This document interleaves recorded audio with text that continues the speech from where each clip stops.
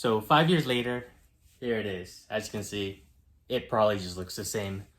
To be honest, I've only driven like a month after it was running the last time, and then my fuel pump gave out, and I just decided, let's just store it. And it was in storage. It became a cabinet with all my stuff on top of it. You can see here, hood on top, boxes, Amazon boxes. But other than that, it actually ran pretty perfect since the motor I got was only 100,000 miles.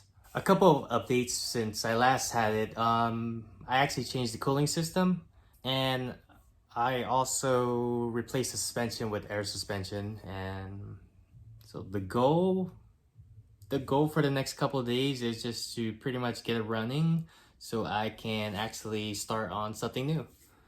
One of the things I like about this car is how simple it is to do an oil change. Like, it's literally just right here in the middle of the engine bay, and all you have to do is get the right socket, put it on top, turn it. Like, you don't even have to like get under to get the oil filter out. I think the only hardest thing about this car is trying to get on jack stands, but if your car's not lowered like mine, it'd probably be easier.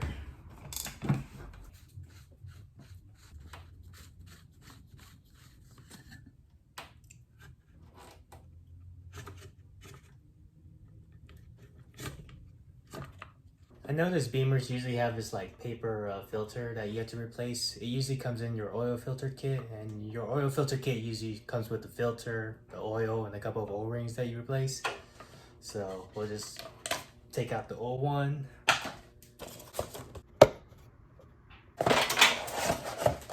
Oh, whoops. Put it on. And you just replace it with your O-ring that you got.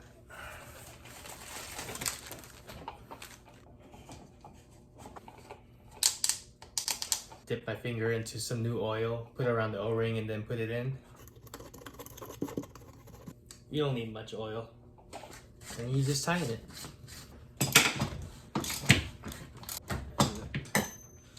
Now we just need to top off the car and hope that nothing leaks. Oh, I completely spilled that.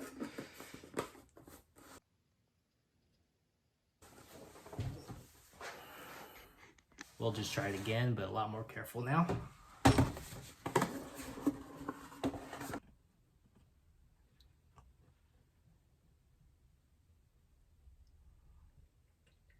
I was having a lot of cooling problems when this was actually lower, where it used to belong, which was right here. The needles would just fluctuate up and down, so I figured if I put this where it's a lot higher than it used to be, I'm hoping that my temperature gauge will actually read correctly. So this is pretty simple. You actually just route a line to the heater hoses, and this will go one to the heater hose, and then the T will actually have one go to the coolant reservoir, and that's all you attach it to. But then you just have to worry about this not flopping around by just bolting it onto the plastic cover that we have here, or zip tie it for now.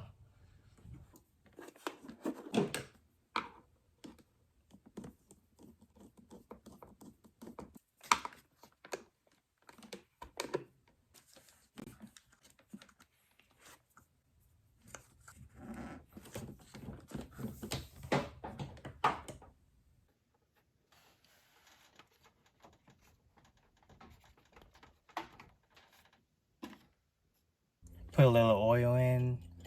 Doesn't have any coolant, but that's fine. We could start it off. So let's try.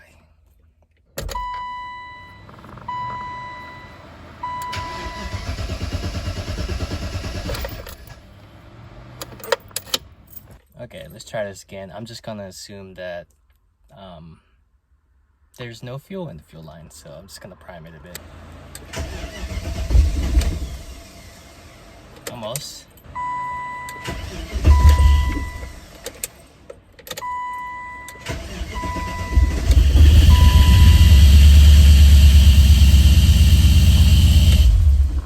Ooh, that sounded bad.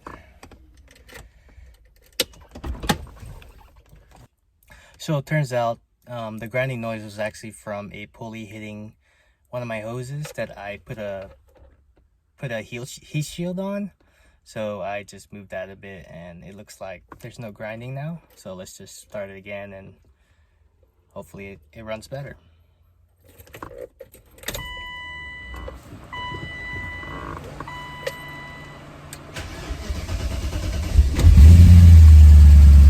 A lot smoother now. Yeah, I think it's good.